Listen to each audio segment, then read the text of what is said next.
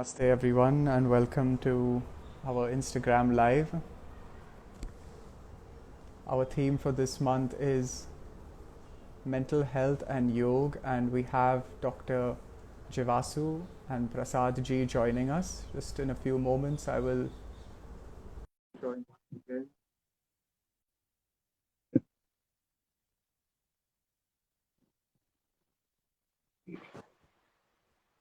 Namaste.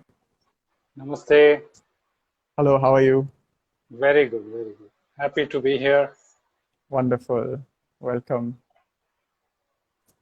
So I'll just get Dr. Jivasu also to join us. I Sure. believe there was some problem in the previous live that I just went, but Yes. that's okay. These No things problem. happen. Yeah. Yeah.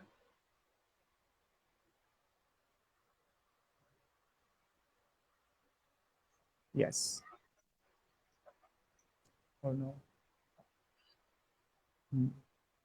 So once again, I'll just welcome our viewers and welcome to this session on Manasik Swasthya.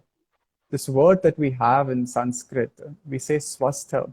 It's it runs so deep, the meaning. And I hope that you all are swastha. So, and even if you're not, that's okay because it's the right place to be. We're going to be discussing exactly what comes in the way of you and being swastha. There we have.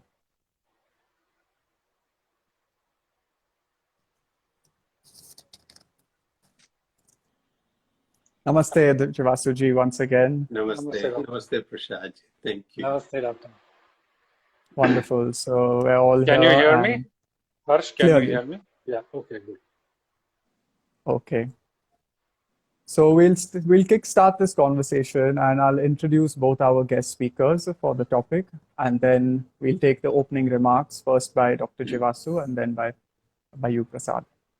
So Dr. Jivasu's teachings are called Somatofulness, which explores the path of the body for maximum living and fulfillment.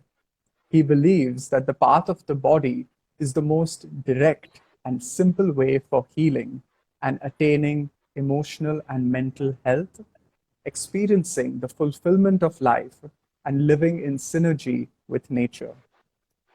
Dr. Jivasu is an Indian physician living in Canada with his wife Karen, who is a Canadian doctor, and they together spent 11 years and served in the Himalayas. After which he went on to Sri Lanka to learn acupuncture as well as in Canada, and has also studied integrative medicine at the Harvard Medical School. So we welcome you, Dr. Jivasu. Thank you Thank you. for taking the time out, including the time difference and everything. I believe it Yeah. would be morning there for you now. Yes.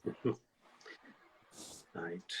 Dr. Prasad ji. Yes.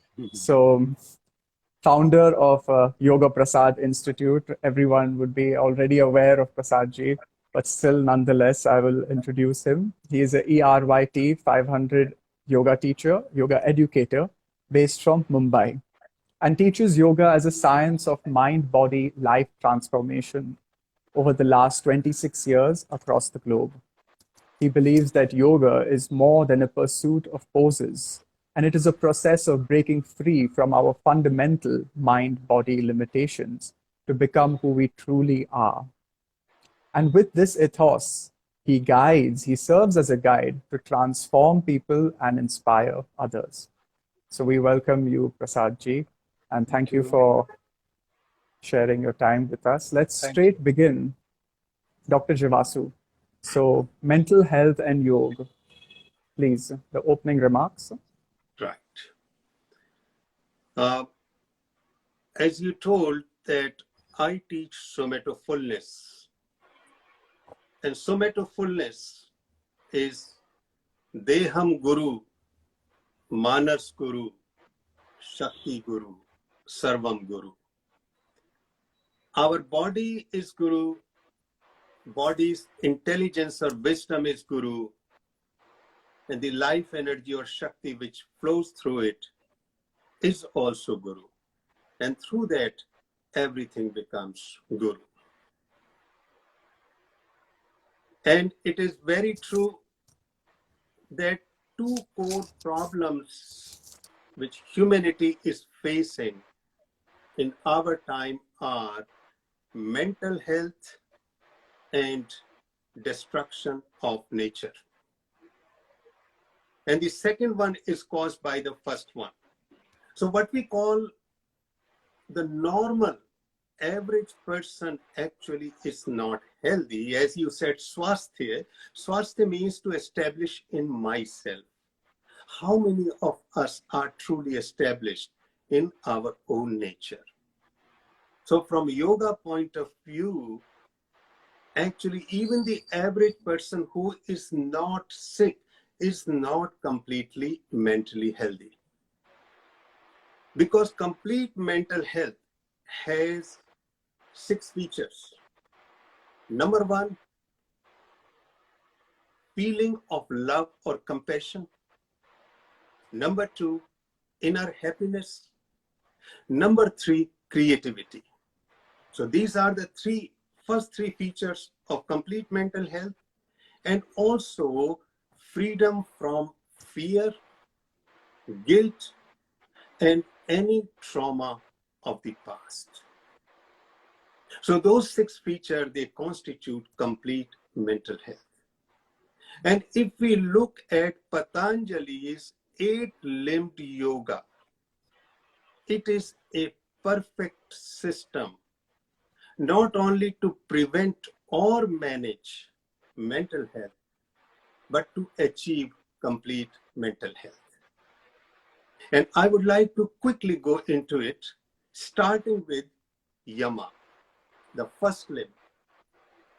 Yama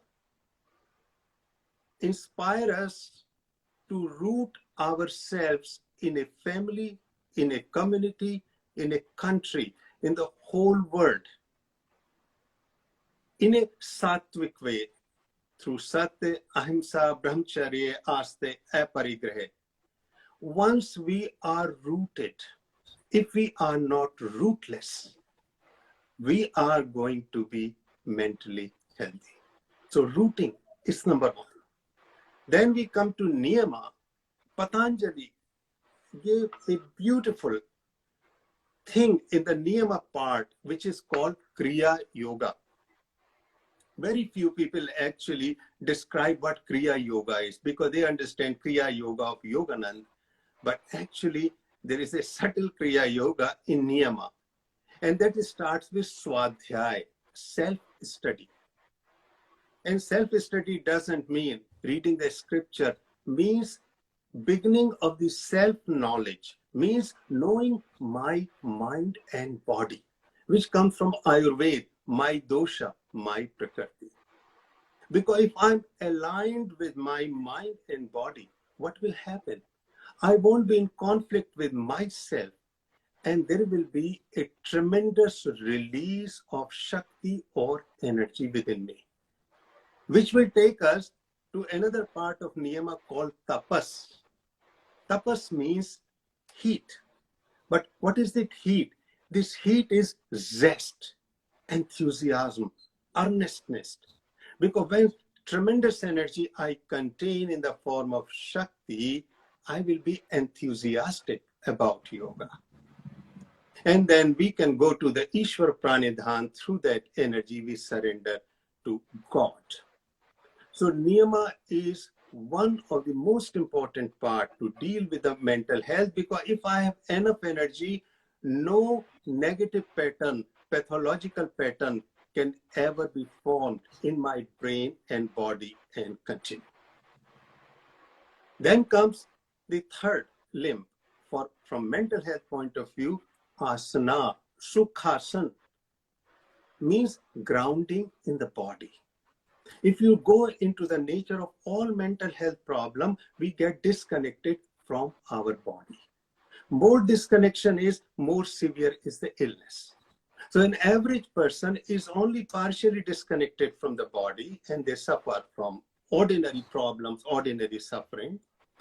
But people who have anxiety, depression, personality disorder, eating disorder, phobias, fear, or PTSD, traumatic disorder, they are disconnected from the body.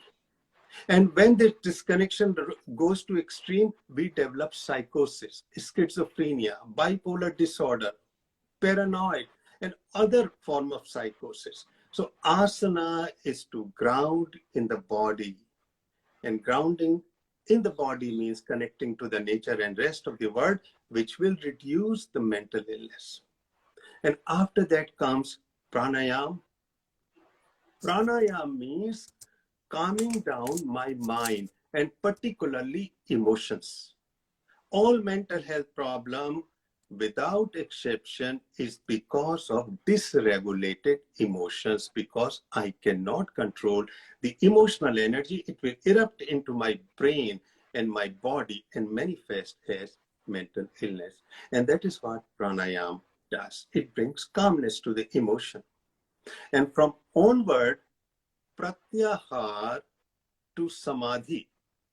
And samadhi means here, sampragya samadhi is nothing else but focusing those energies of the brain and the body to control my mind in a perfect way. So it will never go out of control. And that is actually up to sampragya samadhi, because beyond asampragya, beyond sampragya, which is asampragya samadhi, we went beyond mental health. Then we are completely liberated. So you can see in Patanjali's Ashtanga Yoga from Yama to the Sampragya Samadhi, and within that Sampragya Samadhi, the Savitark, Savichar, Asmita, and Anand are nothing else but the various stages of getting complete mental health. And that mental health, again, I will repeat, it will come in the form of feeling of love and compassion, inner happiness, and creativity. And also freedom from fear, freedom from guilt, freedom from any past trauma, means all healing occurs. And in science, we call it in neurosciences an experience of constant flow state. Flow state is a high energy state, focused state, creative state, and also neuroplasticity, because now our whole brain is changed to a new pattern. And it stays in samadhi, in which we are fully functional in the world. So that is why Patanjali's Ashtanga Yoga is a perfect system for mental health, attaining complete mental health. Thank you so much, Dr. Jivasu. That was a very, very nice opening to the topic. And I'm so happy that you brought up Yama and Niyam for mental health, because that is the roots. And I'm going to get back to you on that. I really liked what you said about yoga as a science of mind control. And basically, controlling the mind means taking full responsibility as well for your mental health. And the practice of yoga is not just there, it's even beyond mental health. So we're going to tap into more of that.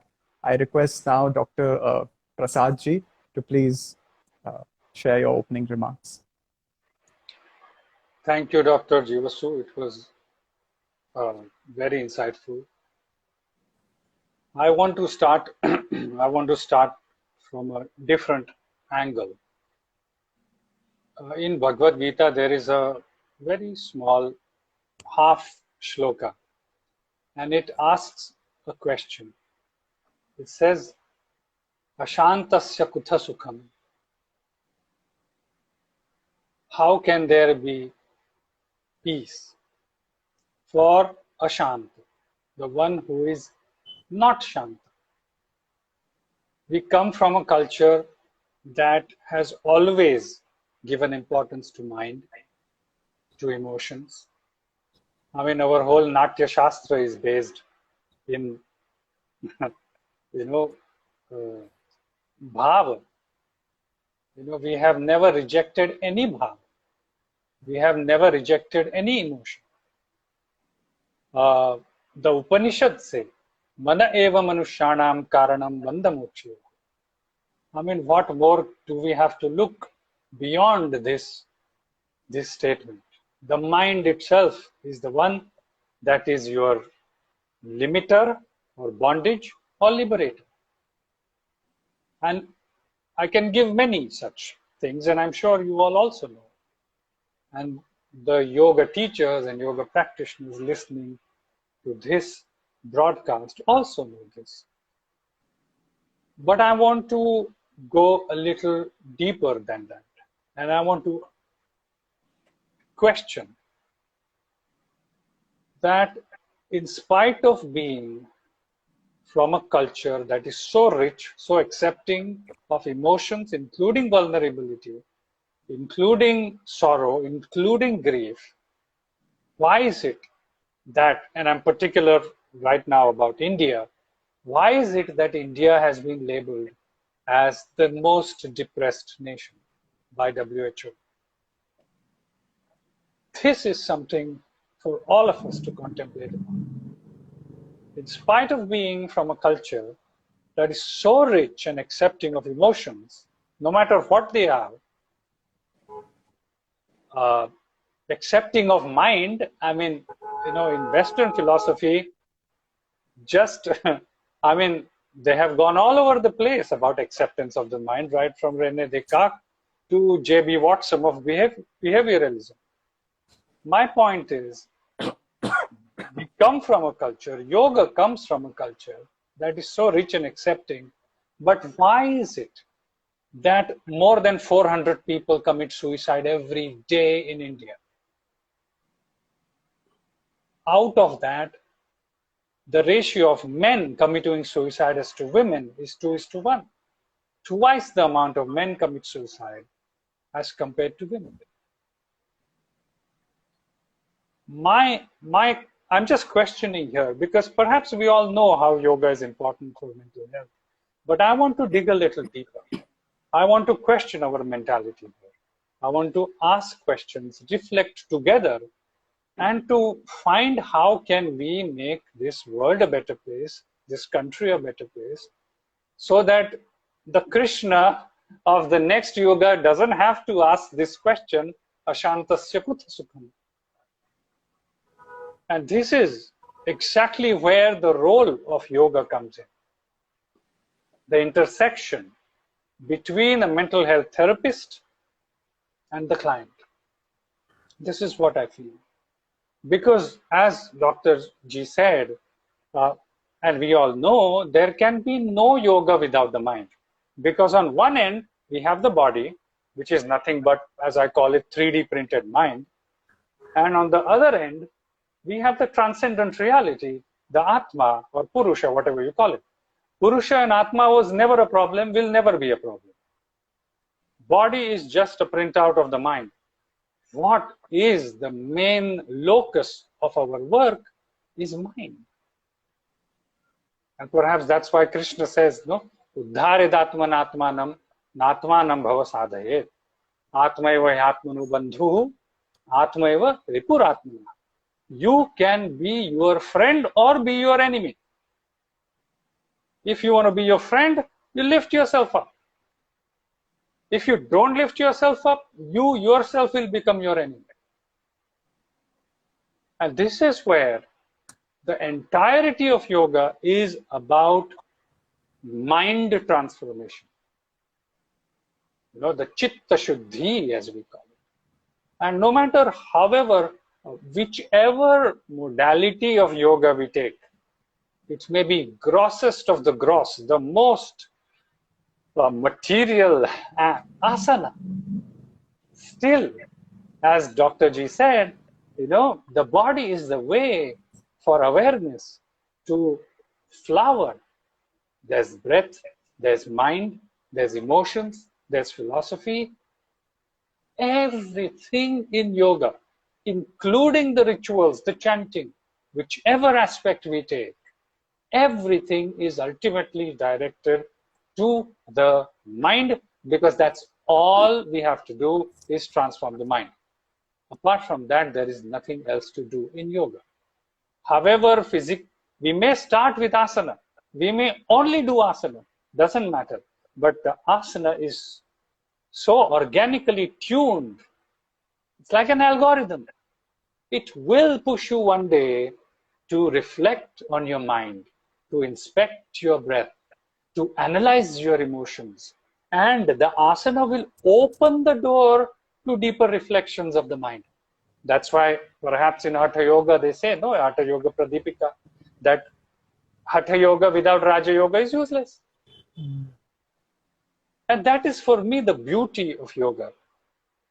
That even though right now yoga as a whole in the generic popular sense has become very, as I call it, asanafied, yet the main perspective of yoga has always been Chitta Shuddhi, which leads to samadhi or which leads to moksha. So we have found that something, that you could say, that key to mental transformation. Now it is our responsibility as yoga teachers, as yoga educators, as mental health therapists, as yoga practitioners, whoever it is, to spread the word of the holistic nature of yoga and allow yoga to transform us at every level of personality, at the level of the body, Annamaya Kosha, at the level of breath, at least one aspect of breath, Pranamaya Kosha, Manomaya Kosha, the mind, Vijnanamaya Kosha, the deeper reflective ability. I mean, we have it. We have the key. We have the formula to transform. And I just want to leave at that because, of course, discussions will happen. I am super excited that the ancient rishis and seers, they had the insight and the creativity to tap into this formula and the grace to give it to us, to pass it on to us. I mean, look at this. Krishna, I mean, I'll finish with this one line. You don't have to go beyond the Bhagavad Gita. Bhagavad Gita, you know, when people ask me, is yoga therapy? It's a big topic in the Western yoga. And I said, of course it is. Look at Bhagavad Gita. Arjuna starts with Karpanya dosha upahata svabhava. I am completely confused what to do. Dharma samudha chetaha. I don't know what my dharma is. And what happens straight at the 18th chapter? Nashto moha smritir labdha. My moha is gone. Smritir labdha. I've remembered. Now I know what I should do. So what happened from chapter number 1 to chapter number 18 is yoga therapy, isn't it? I mean, we have to look at chapter number 1 to see it was performance anxiety that Arjuna was having. You know, stage fright kind of thing. So, I mean, if you look at Bhagavad Gita from a purely neurological or psychological text, it is also psychological text. I mean, we know Yoga Sutra as a psychological text, but for me, Bhagavad Gita is has a wider scope. So yes, yoga can answer a lot of problems. I'm not saying all, a lot of issues of mental health. We have the key. Now it just depends on how we distribute this beautiful knowledge. Brilliant, brilliant opening. Thank you so much, Prasad ji. That was very widening to the mind.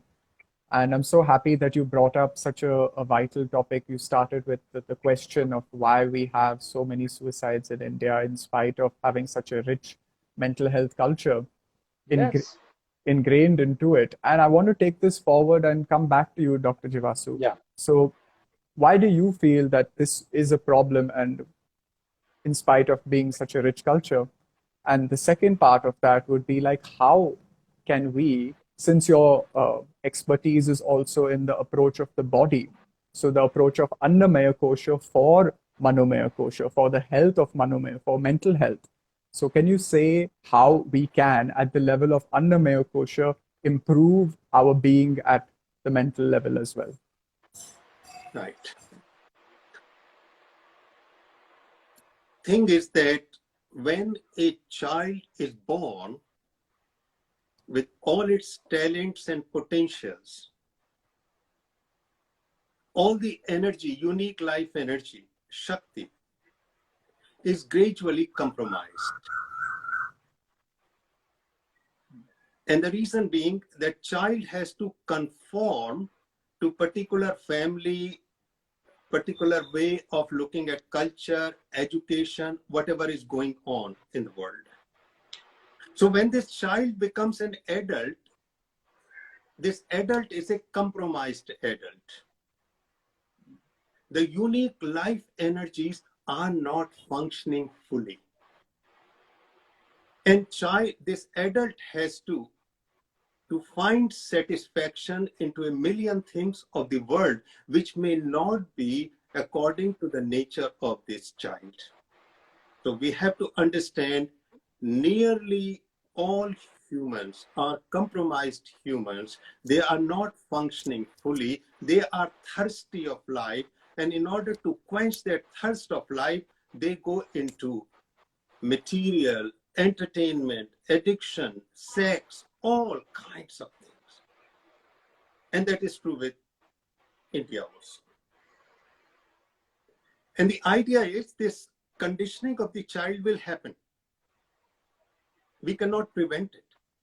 Only thing what we forget, that around the age of 20 to 25, when we become relatively financially independent, we have to go back into our nature, original nature with which we were born.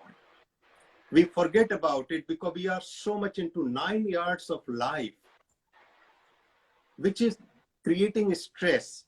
Stress because I'm not functioning according to my nature. So for example, I became a pediatrician, a child specialist in India. I never liked it. I did it for status and money. That is why after my MD, I went to Shivananda Ashram, Rishikesh, and stayed there for 5 years. I never practiced in a private way or in a business way ever this pediatrics because I realized it was not in accordance with my nature. So that is number one fact. Number two fact is how to access my nature. So I will be aligned with my nature. I won't be fighting a battle inside me. Just like Arjuna was fighting a battle inside because Arjuna was not aligned with his Kshatriya dharma, which Krishna has to bring. Same thing happens to nearly all people because we are all Arjun, but fortunately we have Krishna too. And that is where Ayurveda comes. In Ayurveda, what we call dosha or prakriti, I'm born with. That is my innate nature. So if you really look at in India, most people, they are not functioning according to their dosha. Because they are taking education, they are marrying, they are taking job, not because they want, because it is the demand of the family, of the parents, of the grandparents, of the society. So what happens when this conflict happens, there is what we call stress. And if this stress becomes chronic, it will break down the person and all these illnesses, mental health problem will emerge. So to me, that is the fundamental cause because I myself was not well. That is why I say I was born at the age of 40. So I'm only 25 years old. Before that, I was living a borrowed life, which was unhealthy, not only physically, but mentally. Because all mental problems, they affect our body because of the mind-body connection. So truly, I was born at the age of 40.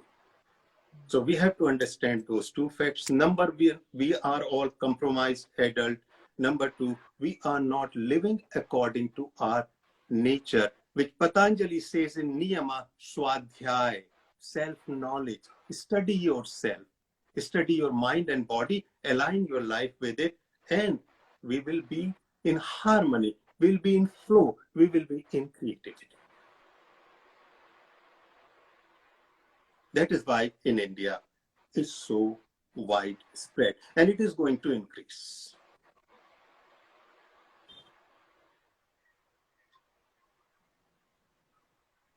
Thank you, Dr. Jivasu. I came across a shlok this morning itself, and it speaks about how through Deha Shuddhi, there is Nadi Shuddhi. And when there is Nadi Shuddhi, there is Chitta Shuddhi. So this is the path of Hatha Yoga as well. This is the path of Ayurveda as well.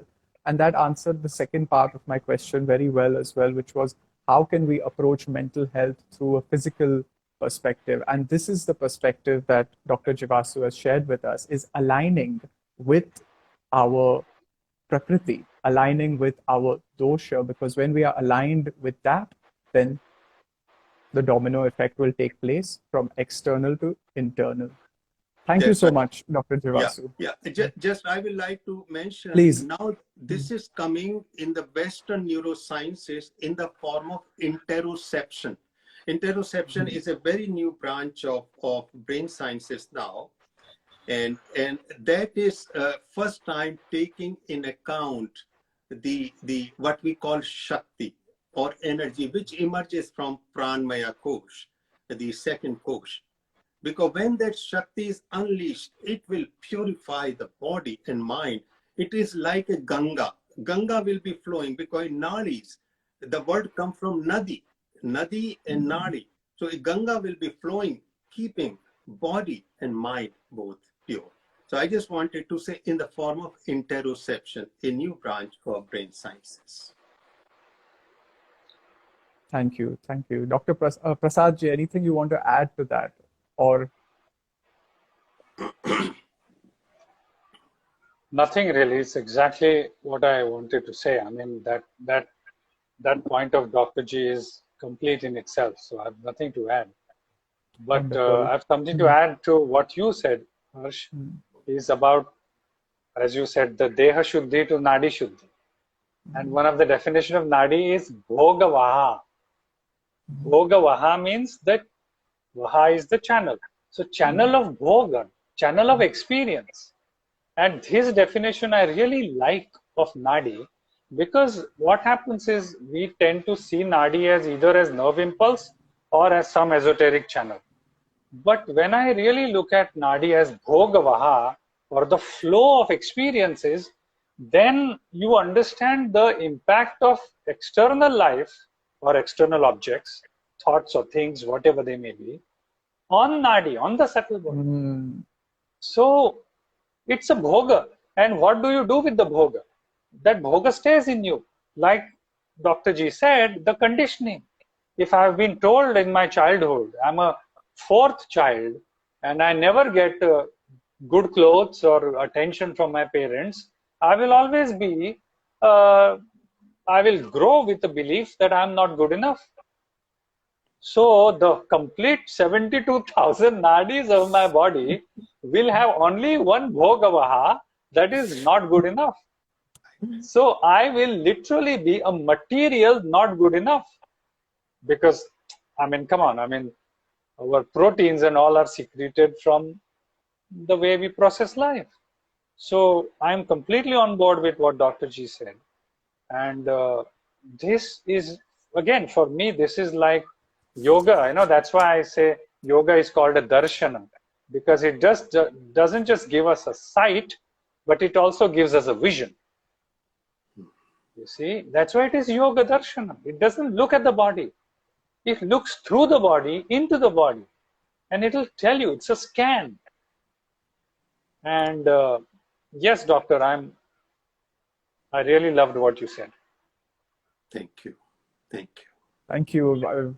What you also explained about the nadi is beautiful, and how you said, right, the word comes from nadi, and because also the nada, right? So all Yes. these words are so close to each other because it's continuously making a sound. It doesn't stop. And the same thing out here, where continuously, right now also, this is bhogavaha, where we're in the process of bhogavaha. Exactly. So you spoke I mean, about chitta. we can look at that as the vibration, no? The vibratory frequency. Yes, I mean, if everything. I have a certain vibratory frequency, my nadi is vibrating only with that vibratory. True. So you spoke about Chitta Shuddhi, and I want to come to now, since we have like maybe another round to go of the discussion, so some more practical aspects that our viewers can also, practice and to improve their own physical, mental health and their being. So you spoke about Chitta Shuddhi, and there are so many techniques, we find for Chitta Prasadanam that Patanjali talks about. And you mentioned the Bhagavad Gita being a text on yoga therapy as well, on mental health as well. So can you please share with us maybe a few of the techniques that you implement or you feel are easy to implement that people can start with? Prasadji. Yeah. Uh, there is another, I remember a shloka from Bhagavad Gita. Prasanna chetaso yashu buddhi paryavatishtha. Prasanna chetaso yashu buddhi paryavatishtha. Means you have a prasanna chitta and your buddhi will be working at top. And this is the most practical lesson of Bhagavad Gita. Have a prasanna chitta. Have a happy, relaxed mind. And nobody is going to give it to us, neither can we buy it on some online shop. It is our responsibility to create prasannata of our chitta, happiness. That's why the one simple exercise that I give my students is wake up every morning and do whatever you want, pray to God or brush your teeth or whatever. But don't forget this one simple exercise. Tell yourself, how am I going to make my day happy today? What is that one thing I will do to make my day happy? Prasade sarva dukkhanam hanirasyopajayate prasanna.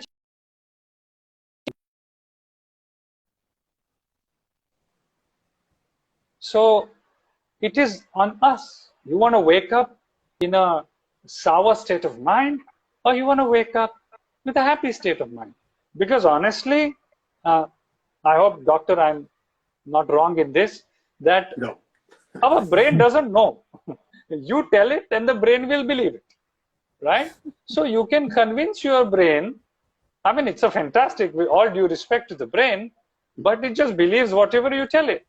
So you wake up in the morning and say, I want to be today prasanna chitta no matter what happens. That's it. This is number one. Number two, relax and rest. I think what people require, or at least the urban people, is rest and relaxation. I mean, I think this is a precursor to meditation, because most times when I lead a meditation, half the people are sleeping because they are not rested. And then they feel like they went deep, but actually they are just sleeping. They are nowhere deep.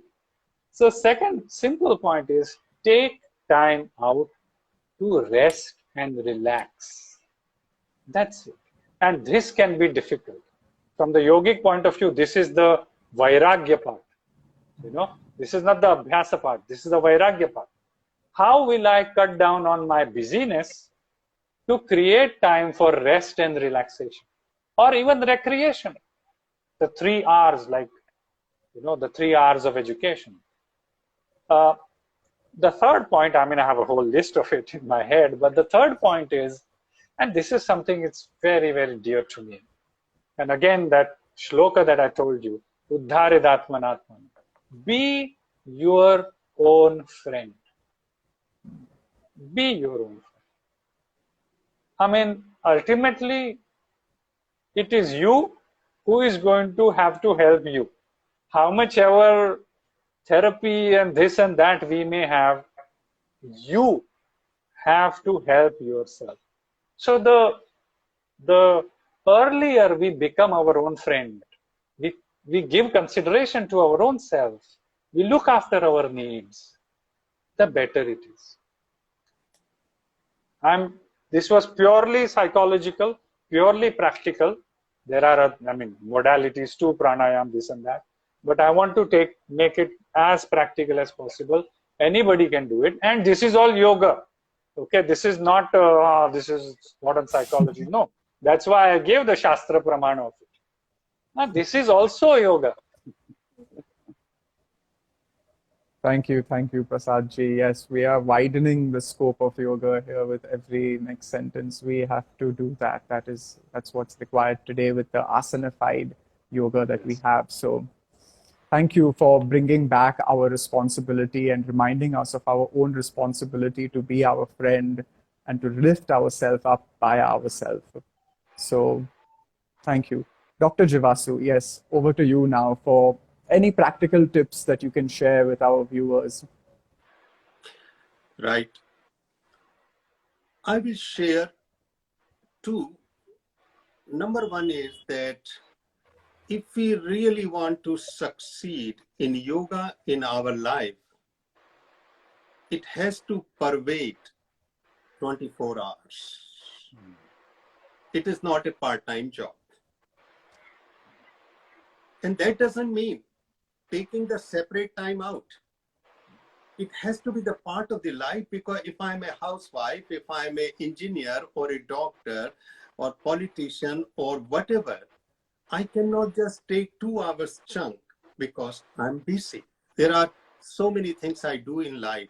So in Somatofulness, we recommend what is called somatic awareness. Means when I'm cooking, when I'm cleaning, when I'm helping my children, when I'm treating patient, when I'm planning a bridge, when I'm in politics, I become conscious of this body. And what I will notice, there will be sensations because of the Pranamaya Kosha, energy is flowing. So I'm observing all my activities, bathing, talking, walking, educating, interacting. And I will notice that certain activities are giving me a sense of flow, joy, happiness, about which Prasad ji talked. So during the day, I will notice out of 200 activities, 30 gave me that sense of mudit, prasannata, or joy. So now I know that if I keep on paying more attention to those activities, it will bring more relaxation, more joy in my life. And slowly I will start saying no to some other activities. So it will be a 24 hours yoga. Sleep, food, exercise, relationship, job, anything. So that is number one. That differentiating what is aligned with my life truly and what is not aligned with my life. What is aligned with join, which is the meaning of yoga. Yoga is the union. So I'm uniting with myself. As Prasad ji said, I became now my own friend. I'm not in conflict with myself, so I'm not my enemy. By observing these sensations in the body, which is again called interoception now in brain sciences. Number one. Number two, knowing my personality or dosha, which can be done so easily. In all our program, that is the core, to discover my innate personality and changing my lifestyle slightly. How much I have to sleep, what kind of food is good for me, how much exercise, what kind of work, what kind of relationship, what kind of clothes, home, or even what kind of asanas or pranayam or meditation is good for me. Those two are very practical, very easy to implement because there is nothing theoretical about it. It is all about my mind and body, the way I am.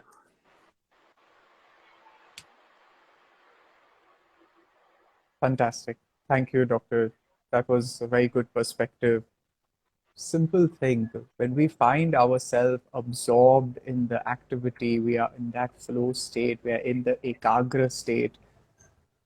That is what we need to discover. We need to explore for ourselves where we find that, where we are completely the idea of time. Prasad, you shared a very nice story or post on time in yoga and Yeah. that. But the essence of the practice that you just mentioned, Dr. Jivasu, was samapatti in what you're doing will lead you to that state where you feel connected, where you feel you are able to go deeper and realize who you really are. So that's a very good point that you spoke of. I want to ask our viewers if they have any questions. We have 10 minutes more to go. So if you do have any questions that came up for you during this conversation or anything about that you would like to know based on the topic you'd like to ask our speakers, please you are free to send them in the questions box or in the comments as well. And in the meantime, I will also move on to Dr. Prasad and we can maybe take your closing remarks for the topic and anything else that you want to share with the viewers. I just want to take from where Dr. G left about yoga being or self-care being 24/7. I mean, that is the definition of sadhana, right? There was a big awareness in the West, so to say, about yoga being beyond the mat, right? And it is great. But you see, in Bhagavad Gita, chapter number 6, Krishna talks about diet, lifestyle, you know. I mean, a spiritual text talking about diet and lifestyle. Why? Even Buddha's Ashtanga Marga, talks about rest, correct lifestyle. So this lifestyle component, how much work, how much play, how much relaxation, how much food, exactly what doctor said, that needs to come in. And we need to see mental health, yoga, self-care as really as a 24/7 thing. You cannot have half an hour thrice a week and then all the other hours you mess with your life. You cannot be like that. And this is somewhere we all need to recognize that, it's like a competitive sports. If you're a competitive sportsman, you are 24/7 in training. What diet you take, how much sleep you take. I mean, those sportsmen, they sleep for 11 hours because they have to. So yoga is also, I'm just repeating what Dr. G said, it's 24/7, 365. You cannot do yoga, you have to live yoga. That's right. Very beautifully said, live yoga. That's right. Yes. Thank you. And I wanted to add to one more point that you had spoken of earlier, Prasad ji, which was about rest and relaxation being a prerequisite to meditation, being a prerequisite to being stress-free, being in a better state of mental health. And I recently presented a paper on Shavasana and how actually the practice of Shavasana is actually a complete practice by itself. Yeah. Because if we are able to do Shavasana completely, properly, then it can even take care of all our koshas. It can take care of all the levels. So we have some questions here, and I'm going to read them out, and I'll address it to one of you. Let's see. Do you propose universal dinacharya principles to follow for better mental health? Dr. Jivasu, if you can take this question. Do you propose universal dinacharya principles to follow for better mental health? Right. We have to understand one fact that each one of us are born unique. No two grains of sand can ever be the same. No two leaves on a tree can be same. No two snowflakes can ever be the same. So there is nothing like universal dincharya. It has to be absolutely customized to my unique personality. Of course, there are universal principles, but it has to be totally changed. That is why most of the time in spirituality, in health, things don't succeed because we think one size will fit all. Various diets, various asanas, various pranayam, everybody is practicing the same, and they ask, listen, it's not working on me. Same kind of diet, same kind of fasting. It is because although there are universal principles, but they have to be customized totally. Because path of yoga is to discover my uniqueness up to Sampragya Samadhi, and beyond that I touch complete universality in Dharma Mega Samadhi and ultimately Kaivalya. Or in Kundalini Yoga, it is Shiva Shakti. Or in Bhakti and Karma, ultimately Moksha. But before that, my connection to this universal is through my uniqueness. If Thank I you so discover much. that uniqueness here. Oh, that was very nicely addressed. Yeah. And keeping in line with that, and keeping in line, I think, with the phase that we are in right now, it's a full moon today. We're in Purnima and Chitra Nakshatra. And Asavari has a question related to this as well. So, does the lunar phase affect to an extent despite practicing these methods? So, Prasadji, if you want to brief us I on don't that. know. I have You no don't know. idea about it. Okay. Doctor can maybe Dr. answer. Jivasu, if you have any idea. Yes. If I'm not practicing yoga, they will affect me and the effect will be left over. It will create problems or it may enhance my capacity. If I'm not practicing yoga, if I'm practicing yoga, I will feel them all, but inside I will stay in equanimity, just like a lotus. Because that is the quality of lotus. I become lotus. That is why lotus became such an important symbol, that you throw the dirt water on lotus petal, wind comes, shakes, and they go away. Lotus feels but doesn't retain. So without yoga, we feel and retain. It can either become positive effect or negative effect. With yoga, we feel, we don't retain. Because we feel even more, because that is the beauty. A yogi is more sensitive. But inside, nothing can be retained. Everything remains pure, smooth. So that is why. Sensitive but stable. That's right. It is like that bhoga and apavarga. No? Like, bhogi and yogi. What is the difference between bhogi and a yogi? A bhogi just keeps experiencing and consuming, but a yogi has a filter That's right. of how much is too much. And that's what perhaps Dr. G is saying, that the bhogi will see everything, but will only absorb or react to what is or she is capable of. Will, as they say, they will pick their battles, not just start fighting randomly with everybody. That's right. Thank you. So easily explained. The questioner has mentioned in the comments. Thank you, Dr. Jivasu. So I think we will conclude with this.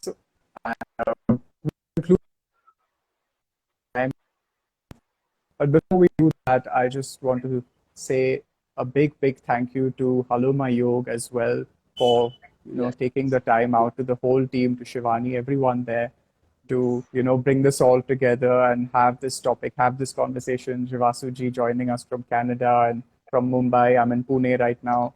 So it's wonderful to come together and have so many viewers. We hope that you can join us again on our next IG Live. We'll be hosting one next month as well.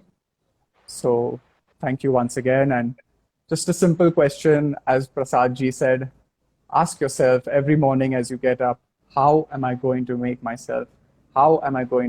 day happy today? And align with your prakriti, align with your dosha, align with what you're interested in. And be yourself. Be your best version of yourself. Thank you all so much. We'll conclude Thank you with so much. Om Thank you, and Prasad Shanti ji, for Mantra. joining us. Thank you, Thank you. Doctor.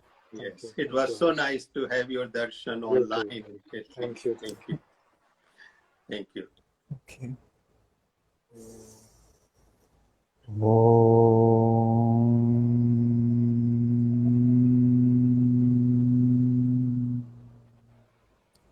Shanti, Shanti, Shanti. Hari Om, Shri Guru Pyo Namaha. Thank you all and see you Thank you. again soon. Bye. Good night. Bye-bye. Good night.